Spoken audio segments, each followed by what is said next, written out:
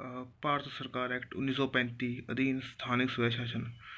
Local self government under the government of India act 1935। इस act के अंदर सीधी सी बात है, इस एक्ट के अंदर जो कि दोहरी शासन प्रणाली अपनाई गई थी पहले, यानी कि एक स्टेट में दो वाले एक गवर्नर जनरल के अधीन होते थे कुछ सब्जेक्ट, और कुछ जो भारतीय मंत्री थे उनके अंडर होते थे, उसको ख़त्म कर दिया गया इस एक्ट के अधीन। फिर उसे ख़त्म करके उसे यानी कि सब जो स्टेट में सभी जो कहते हैं कि कार्यभार थे, उनके सभी काम थे, वो भारतीय मंत्री को ही सौंप दिए गए, मंत्रिमंडल को ही सौंप दिए गए।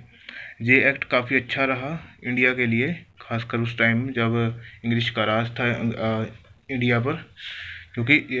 ऐसा करने से एक तो जो लोकल बॉडीज़ थी उनकी डेवलपमेंट होने लगी, क्योंकि अब इंडियंस लोग ही जहाँ पर राज कर रहे थे इस एक्ट के अंडर आ गए थे, इस 1935 एक्ट के अंदर। अब बाकी जो इंग्लिश राज था स्टेट लेवल पर एक प्रांत में,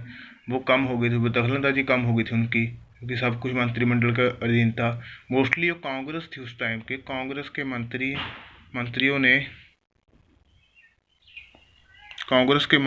मंत्रियों ने ऐसा इसमें हिस्सेदारी ली,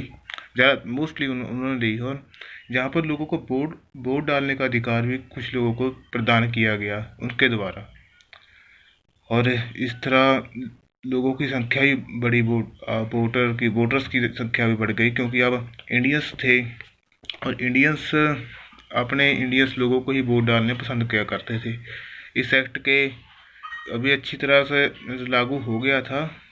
किसी जगह पर बहुत ज़्यादा अच्छी तरह लागू हुआ, जैसे बॉम्बे में हो गया था, संयुक्त राष्ट्र में हो गया था,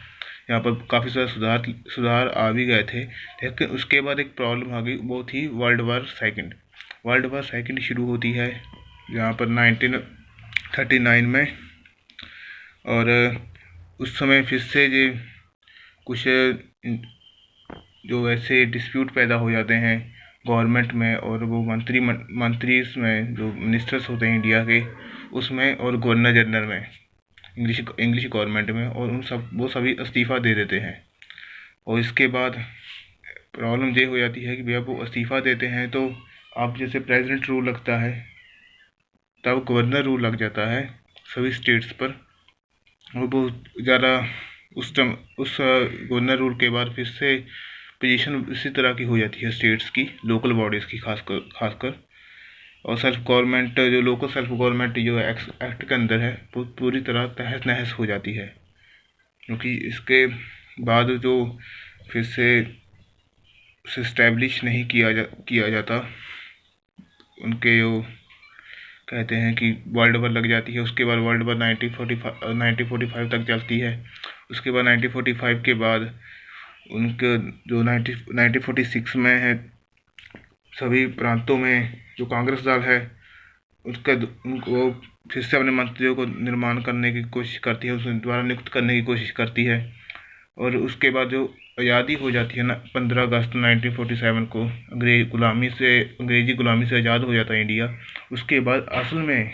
जो डेवलपमेंट है वो शुरू होती है इंडिया की, अंग्रेज़ों की गुलामी के बाद, क्योंकि जब तक अंग्रेज़ हैं इंडिया में, तब तक इंडिया सिर्फ एक पुलिस स्टेट है,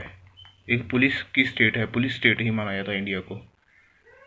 आज के लिए इतना ही, धन्यवाद।